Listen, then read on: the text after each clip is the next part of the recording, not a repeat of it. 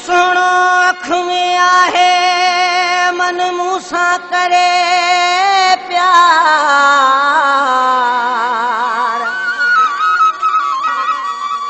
बिना सुर में सिंगार जे वणे थो मुखे यार जे शरीफ सां करे प्यार त सिर घर घोरे छॾियां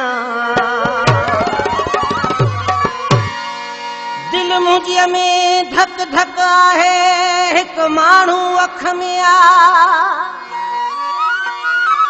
मुंहिंजो अलाए थींदो न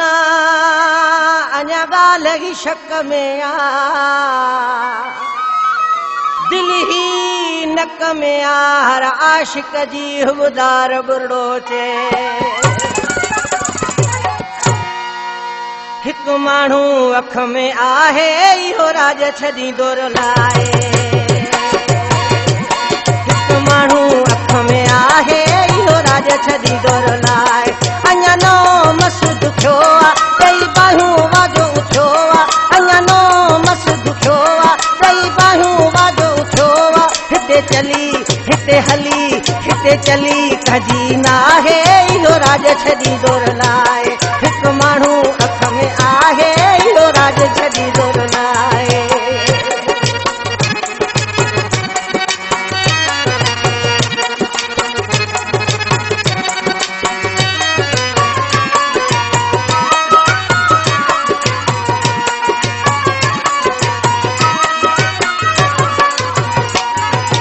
ॾिसण में हू आहे सुरीलो मौला कराए हुन सां मेलो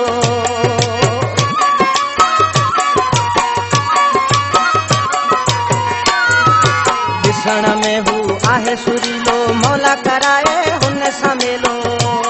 जॾहिं अखि खणी हू ॾिसे थो कॾहिं होश मां मूंखे छॾे थो जॾहिं अखि खणी हू ॾिसे थो कॾहिं होश मां मूंखे छॾे थो अचे पाण खे हू थो ठाहे इहो राज छॾींदो रुलाए हिकु माण्हू अख में आहे इहो राज छॾींदो रुलाए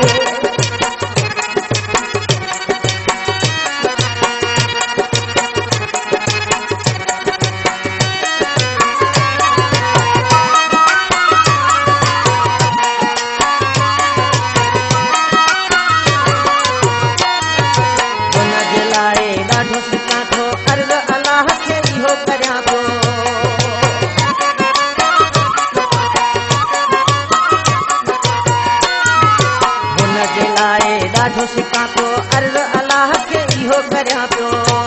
खणी अचे मूं त जल लॻो पाए भाकुर मूं सां खिलंदो कॾहिं अची मूं सां मिलंदो पाए भाकुर मूं सां खिलंदो अचे जानी गल सां लाए इहो राज छॾींदो रुलाए हिकु माण्हू अख में आहे इहो राज छॾींदो रुलाए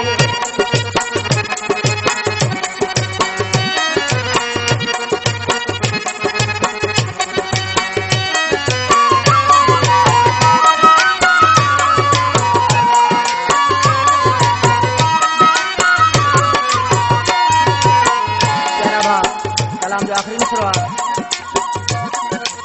शहर ॿारनि जो असांजो शाइर आहे बहितरीन शरीफ़ जान बाबड़ा खां परमाशा अहमद बख्श गादा बलोच साहब मोहम्मद बख्श गादा बलोच साहब अब्दुल हमीद बलोच साहब ऐं टेटी बंदर खां असांजा प्यारा भाउ मोहम्मद अली ऐं नंढड़ो रिज़वान फ़क़ीर तो फरमाए आख़िरी मिसर में साह चढ़िया शरीफ़ इहा चीज़ भली आ सठे जी दिल जो खणी आ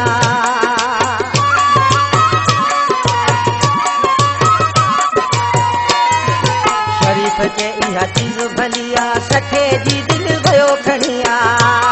अची बुहारन में लहे थो पुछा मुंहिंजी राजी करे थो अची बुहारन में लहे थो पुछा मुंहिंजी राजी करे थो छॾे माण्हुनि खे थो मुंझाए इहो राज छॾींदो रुलाए हिकु माण्हू अख में आहे इहो राज छॾींदो रुलाए